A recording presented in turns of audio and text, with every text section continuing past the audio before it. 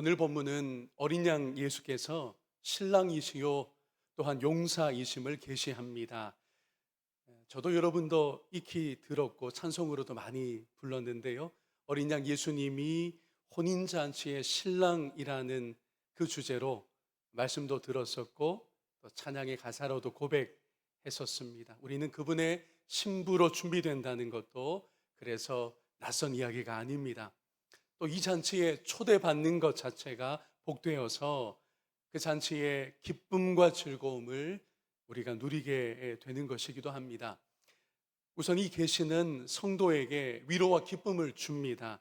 종말이 하나님의 대적과 짐승을 따르는 자들에게 멸망의 심판이지만 하나님을 경배하고 어린 양을 따르는 자들에게는 잔치의 기쁨이 있다라는 걸 분명하게 알려주시기 때문입니다. 그래서 이 땅에서 남은 싸움을 싸워가고 신실하기를 손해보고 핍박받으면서 감당하더라도 우리에게 하늘 잔치가 있구나, 어린 양의 잔치에 참여할 일이 있구나. 게다가 우리가 어린 양 그 신부 되시는 주님의 신랑 되시는 주님의 신부로 준비되는구나. 이 마지막의 일들을 알게 되니 용기가 나고 믿음 지킬 새로운 의지가 생기는 것입니다. 이런 기쁨 또 확신을 자리하기 위해서는 유대인의 혼인 풍습을 좀 알아둘 필요가 있습니다. 그 풍습에서 오늘 말씀과 연결되는 주제 하나가 오매불망이라는 것입니다. 자나깨나 잊지 못한다, 늘 기다린다라는 사자성어이지요. 옛 유대인들은 결혼하기 전에 정혼을 먼저 했습니다. 예수님의 육신의 어머니 마리아도 정혼했었다라고 복음서가 기록하고 있습니다. 정혼은 오늘의 약혼보다 비중이 더 있어서 사실상 혼인관계가 맺어지는 것이었습니다. 이런 정혼 예식을 먼저 합니다. 그런데 1호부터 결혼식 즉 혼인 잔치까지 기간이 얼마나 되느냐, 얼마나 기다렸어야 했느냐, 여러분 1년을 기다려야 했었습니다. 정혼으로부터 실제 결혼 잔치까지 상당히 길죠. 1년이 소요되었다라는 거예요. 그 기간에 거처를 마련하고 신랑 신부가 함께 살 수 있는 공간을 마련하는 것이죠. 아마 집을 짓기도 했었을 겁니다. 그래서 기간이 1년은 소요되었던 것 같아요. 정혼녀 측은, 그러니까 신부가 될 집안은 살림살이를 준비하고 했었습니다. 1년의 준비가 잘 되었는지 신랑 아버지가 판단을 했었습니다. 살펴보았습니다. 되었다 싶으면 드디어 신랑에게 신부를 데려오라고 승인해 줍니다. 조금 고약한 것은 신부 집에 아무런 통보가 안 간다는 사실이에요. 그러니 신랑은 거의 무작정 그리고 설렘으로 자기 친구들, 친지들을 거느리고 신부의 동네로 갑니다. 신부 측은 갑작스럽습니다. 누가 알려준, 아이고 동네 어귀에 나타났어요. 동네 어귀에 저기 신랑 측이 왔대요. 이제 이 전갈이 오면 분주해지는 거예요. 신랑 측이 신부 집까지는 또한 가지는 않았습니다. 동네 입구에서 신부와 하객을 이제 기다리는 겁니다. 이게 유대인의 옛 혼인 풍습이었습니다. 그러니 여러분, 만약에 지난 1년 동안 준비가 다 안 되어 있다면 갑자기 들이닥친 이 신랑 측 하객까지 포함해서 얼마나 상황이 곤란해졌겠어요. 아이고, 옷장 맞춘 거 아직 안 왔는데, 신부가 지금 서울에 일이 있어서 가 있는데, 이러면 정말 난처해진다는 것입니다. 신랑을 계속 세워두게 되고 혼인잔치를 준비하고 기다리는 누구에게요? 신랑 아버지에게 큰 신뢰가 되는 경우이니까요. 여러분, 이 기쁨의 혼인잔치가 되려면, 신랑 신부가 기쁨으로 연합하려면 그러니 뭐가 중요했을까요? 앞에 내용을 보며 새겨보겠습니다. 어린 양의 혼인잔치에 참여하려면 준비되어 있는 것이 참으로 중요했습니다. 어린 양 예수님이 재림하시기까지 오매불망 기다리는 저와 여러분이기를 소망합니다. 여러분, 그런데 이것이 언제 오실지 모르는, 재림하시는 건 확실한데 신랑이신 그리스도 예수께서 정말 언제 오실지 우리가 알 수가 없어요. 그러니 내가 잘 준비되고, 아니 얼마나 준비되어야 하는 것일까? 이런저런 생각에 부담만 느껴집니다. 내가 정말 준비된 채로 주님을 뵐 수 있을까? 무엇을 얼마나 준비해야 합격증을 그날 받을 수 있는가? 이런 생각들이 든다는 겁니다.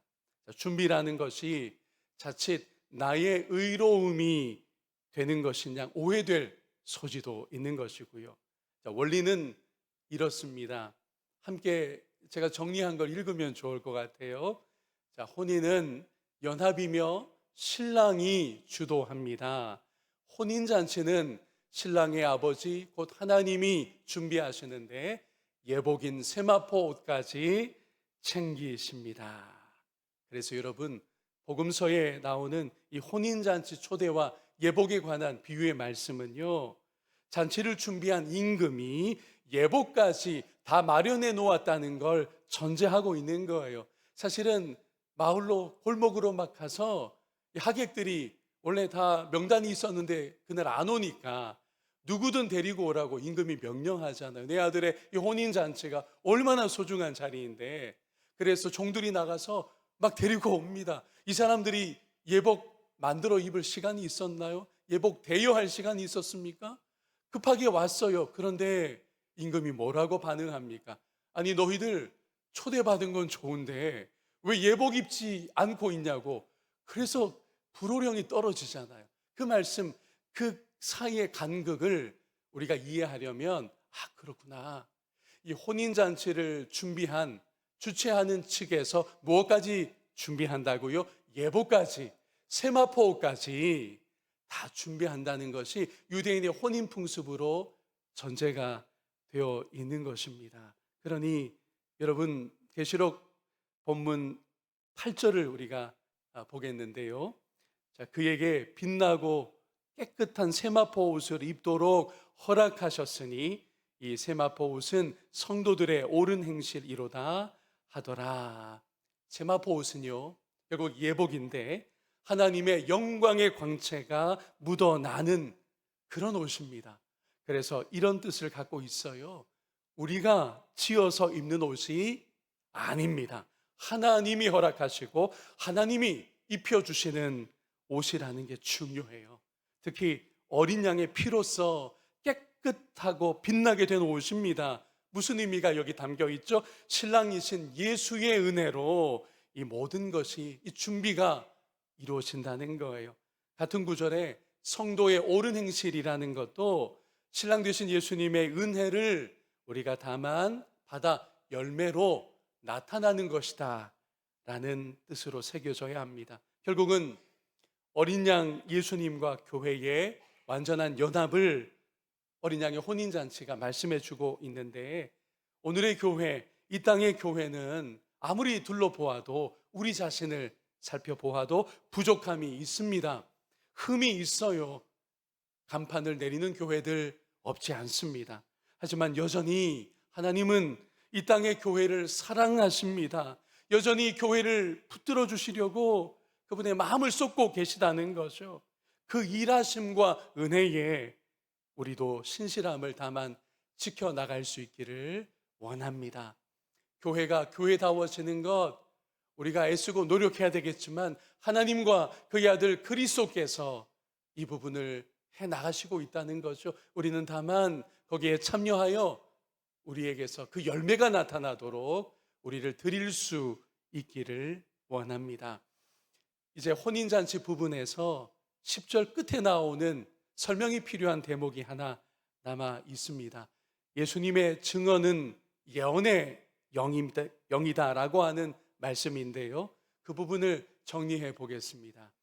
여러분, 여기 예언의 영이란 누구를 가리킬까요? 성령님이십니다. 그리고 예언이라는 말 자체는 계시록의 말씀을 가리키는 것이고요.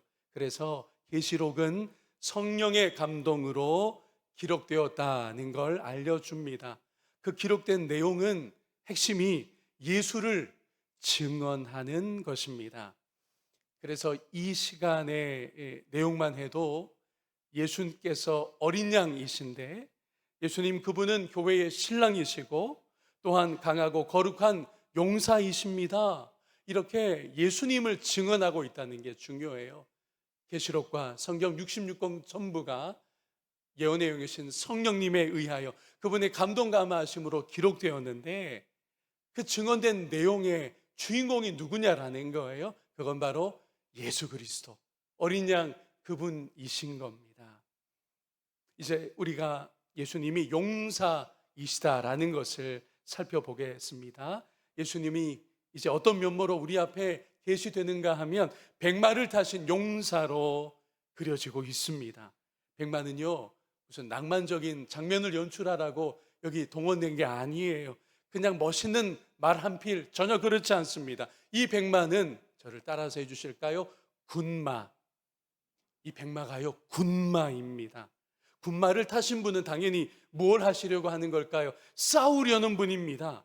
하늘 군대를 이끌고 오신 분입니다. 전쟁을 통하여 심판하시고 최후 승리를 거두시는 분이라는 거예요. 11절과 14절을 보겠습니다. 또 내가 하늘이 열린 것을 보니 보라 백마와 그것을 탄 자가 있으니 그 이름은 충신과 진실이라. 그가 공의로 심판하며 어떻게 할 거라고요? 싸우더라. 이 백마가 군마라는 거예요. 14절입니다. 하늘에 있는 군대들이 희고 깨끗한 세마포를 입고 백마를 타고 그를 어린 양 그리스도를 백마 타고 오신다는 거죠. 그분을 따르더라고 하는 환상을 요한이 보았습니다. 이런 예수님이 실은 조금 낯선 느낌이 없지 않습니다. 왜냐하면 우리가 복음서를 보면 거기에 평강의 왕으로 예수님이 선포되고 베드로에게 뭐라 말씀하셨습니까? 너의 검을 너의 칼을 얼른 도로 칼집에 집어넣어라고 말씀하셨으니까요. 하지만 예수님의 초림을 기록한 복음서에도 예수님의 전투적인 면모가 거기 있었다는 걸 우리가 놓치지 않으면 좋겠어요. 메시아 사역의 시작부터 예수님은 사탄과 대결하셨습니다. 광야에서였어요. 40일 동안 마귀의 시험을 예수님이 받으시며 그 마귀 사탄과 대결하셨던 겁니다. 이후로 예수님의 사역은 더러 마귀를 축출하고 사탄 마귀와 직면하여 물러가라고 예수님이 끊임없이 이기시는 사탄 세력과의 전투라고 하는 측면이 분명히 있거든요. 십자가 시간을 앞두고서 이런 말씀도 하셨습니다. 칼을 도로 집어넣으라고 하셨을 뿐 아니라 중요한 이야기를 하셨는데 그게 마태복음 26장의 53절 말씀입니다. 함께 볼까요? 너는 내가 내 아버지께 구하여 지금 12군단 더 되는 천사를 보내시게 할 수 없는 줄로 아느냐? 여러분, 바로 이 말씀이 어디에서 이루어지고 있느냐? 오늘 본문에서 이루어지고 있다는 거예요. 내가 능력이 없어서가 아니다. 내가 전투하지 않으려고 마음먹는 게 아니다. 지금 당장이라도 저 천군 천사 12군단도 더 넘는 하늘의 군대를 바로 내가 동원해서 지금 내 앞에 너희들은 보지 못하겠지만 저 사탄의 세력을 일순간에 섬멸할 수 있다라고 예수님이 초림 때 십자가를 바로 앞두고 이 중요한 말씀을 주셨다는 거예요. 그런데 초림 때는 그걸 다만 실행하지 않으셨어요. 유보하셨습니다. 어느 때에 이 일들이 이루어지기를 예수님이 아셨기 때문일까요? 재림 때에 내가 다시 올 때에 이 일들이 이루어진다라고 하는 것까지 암시해 주는 말씀이었던 겁니다.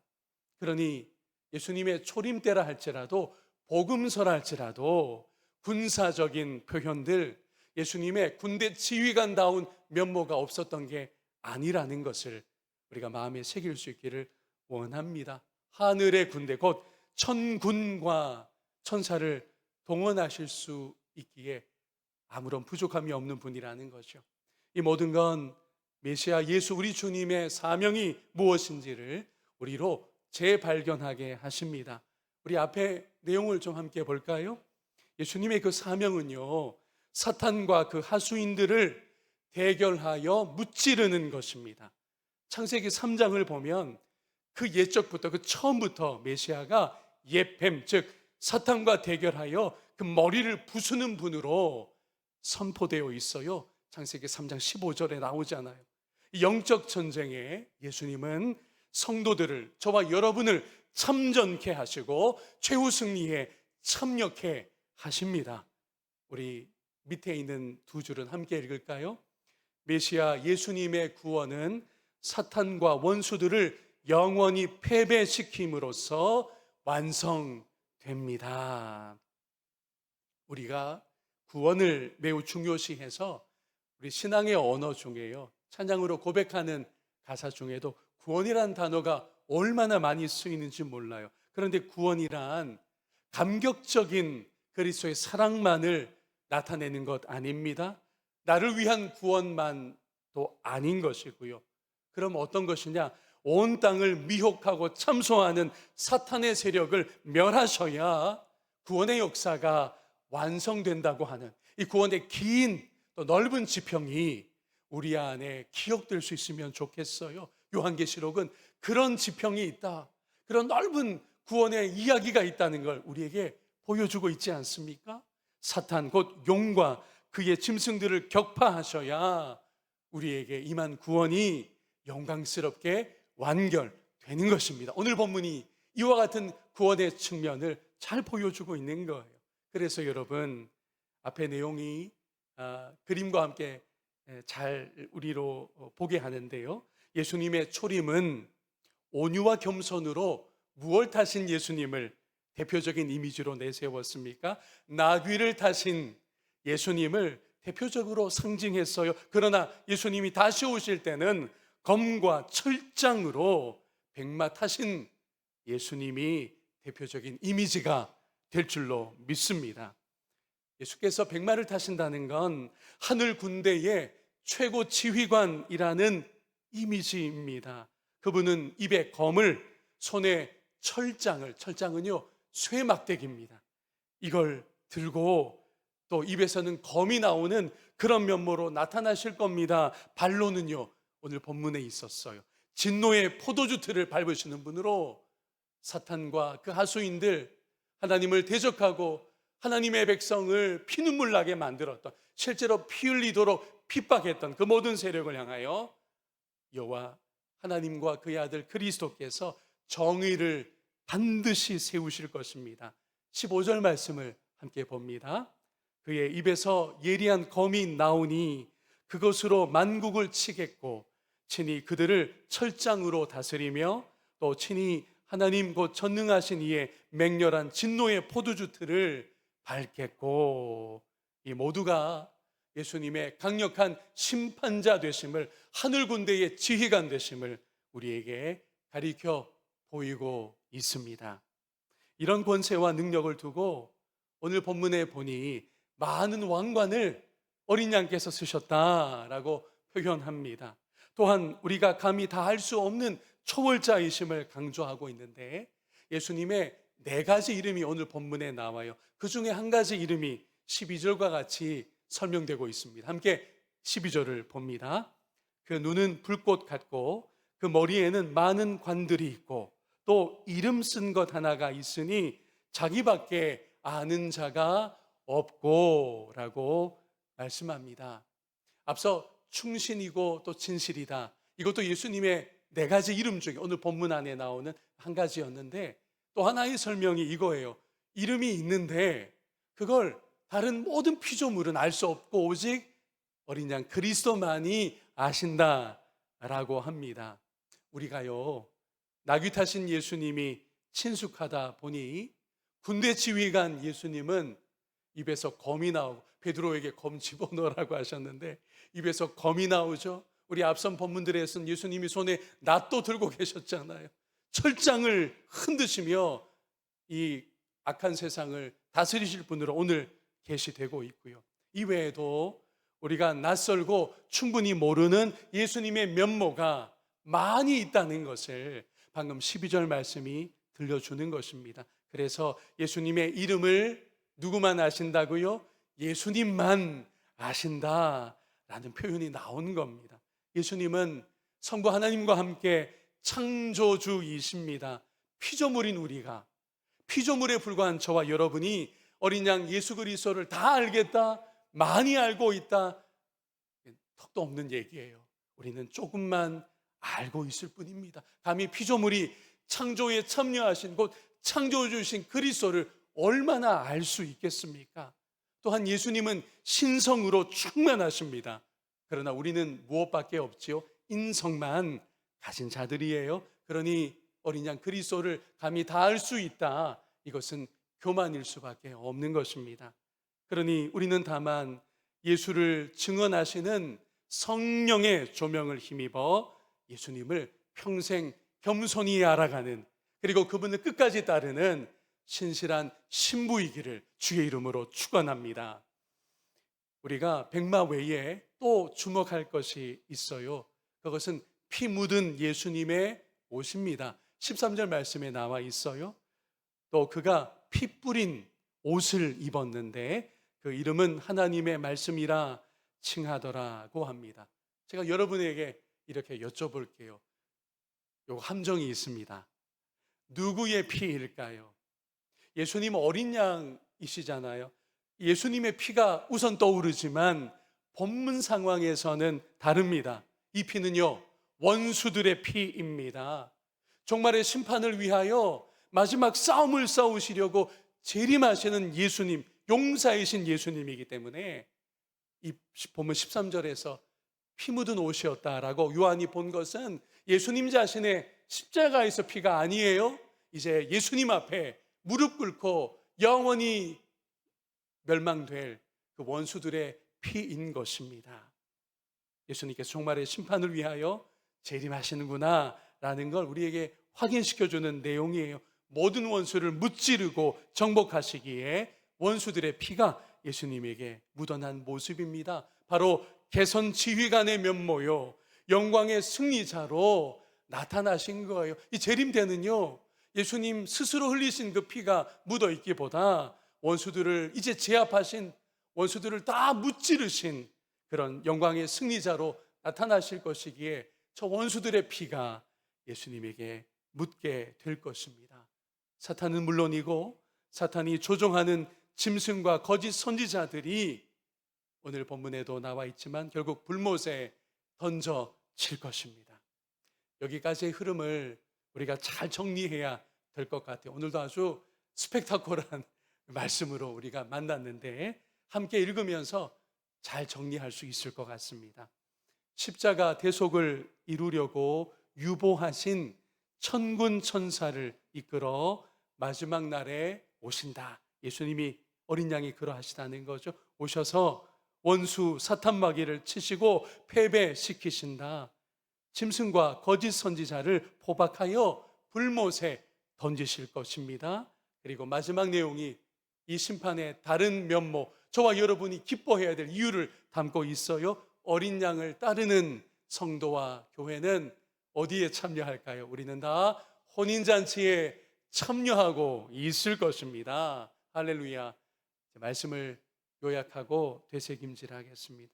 이 땅의 성도는, 저와 여러분은 영적 전투를 이어 나가고 있습니다. 그저 평온하기만 이렇게 바랄 일이 아니라 보이지 않는 세계에 무슨 일들이 지금도 첨예하게 벌어지고 있는지 이미 앞선 본문들 속에서 보았습니다.